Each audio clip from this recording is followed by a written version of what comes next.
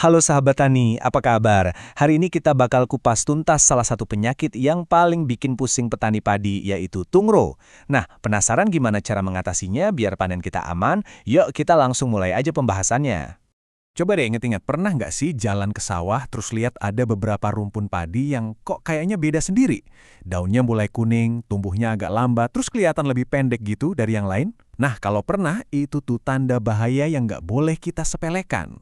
Kalau jawaban Anda iya, wah, kemungkinan besar sawah kita lagi berhadapan sama penyakit tungro. Tapi tenang, jangan panik dulu. Di sini kita bakal bedah bareng-bareng apa itu tungro dan yang paling penting, gimana strategi jitu buat melawannya. Soalnya, kalau dibiarin, penyakit ini benar-benar bisa bikin hasil panen kita anjlok drastis. Oke, langkah pertama untuk melawan musuh adalah kenalan dulu sama dia. Jadi, yuk kita lihat lebih dekat. Gimana sih ciri-ciri padi yang kena serangan tungro itu? Nah, ini dia, ciri-cirinya yang khas banget. Coba perhatiin ya. Pertama, tanamannya jadi kerdil. Terus, jumlah anakannya jadi lebih sedikit dari biasanya. Nah, yang paling gampang kelihatan itu warna daunnya. Warnanya itu berubah jadi kuning, bahkan kadang sampai oranye atau jingga. Dan ingat polanya, perubahan warna ini selalu dimulai dari ujung daun, baru deh menjalar ke bawah ke arah pangkal. Khas banget. Jadi gini, waktu itu krusial banget. Kalau tungro ini nyerang pas tanaman masih muda, wah dampaknya fatal. Tanamannya bakal kerdil parah dan hasil panen bisa terjun bebas.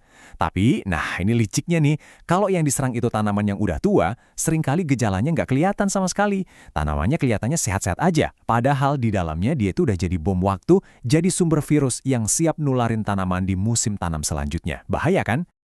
Oke, gejalanya udah kita kenali. Sekarang, mari kita kenalan sama biang keladinya.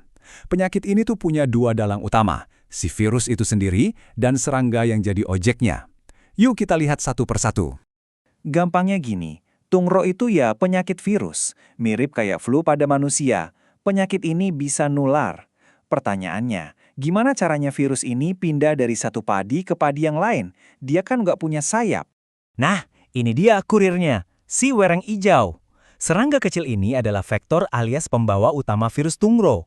Mau itu wereng dewasa ataupun nimfa atau anaknya, dua-duanya sama bahayanya.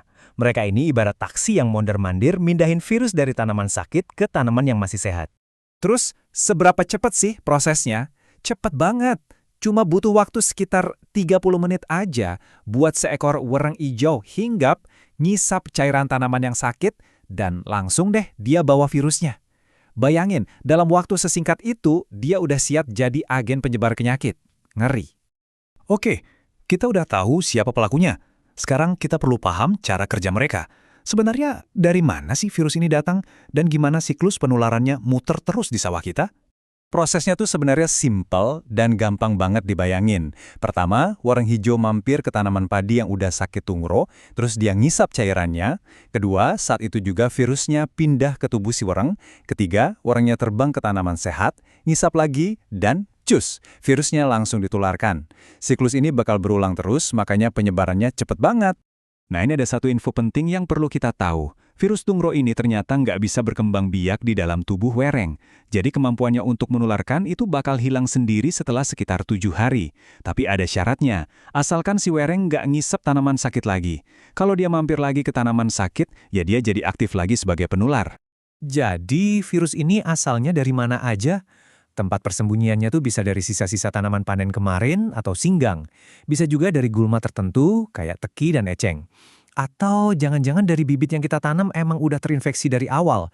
Bahkan padi liar yang tumbuh di pinggir-pinggir sawah juga bisa jadi sumbernya. Oke, masalahnya udah kita pahami. Sekarang bagian yang paling ditunggu-tunggu, solusinya. Kita mulai dulu dari strategi pengendalian yang sifatnya mencegah dan pastinya ramah lingkungan. Ini fondasi pertahanan kita. Ini dia senjata-senjata kita. Kita bisa atur waktu tanam yang pas buat menghindari pas lagi banyak-banyaknya wereng. Terus, tanam serentak di satu hamparan luas, itu bisa memutus siklus hidup si wereng. Pergiliran tanaman dengan yang bukan padi juga efektif banget. Dan tentu, yang paling utama ya pilih varietas padi yang tahan tungro, plus jangan lupa bersihkan sumber-sumber infeksinya, kayak singgang dan gulma tadi. Tapi gimana dong kalau serangannya udah terlanjur kejadian? Nah, kadang-kadang kita butuh tindakan yang lebih cepat dan langsung ke sasaran. Disinilah peran pengendalian kimiawi. Tapi harus pakai strategi yang benar ya. Nah, tolong diingat baik-baik.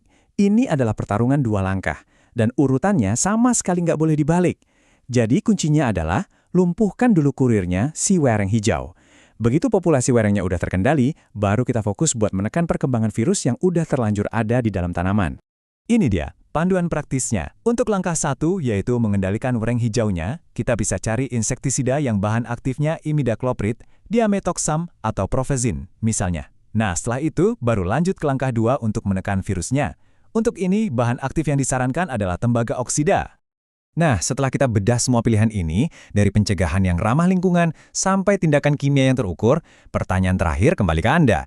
Dengan memahami kondisi sawah masing-masing, seberapa banyak hamanya, dan umur tanaman Anda sekarang, strategi mana nih yang kira-kira bakal jadi pilihan paling bijak buat melindungi panen kita dari ancaman tungro? Coba dipikirkan baik-baik ya.